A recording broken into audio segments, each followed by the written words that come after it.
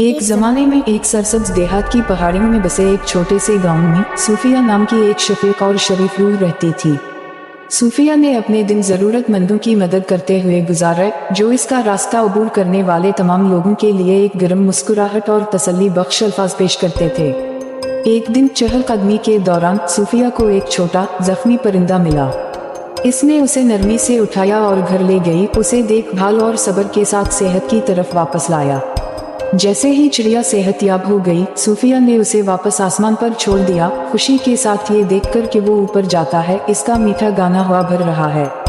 सूफिया से नावाकिफ परिंदा एक जादुई मखलूक था, जिसे कायनात ने गांव वालों की ऊंचाइयों को जांचने के लिए भेजा था, और सूफिया की बेलौस हरकत किसी का ध्यान नहीं गई थी।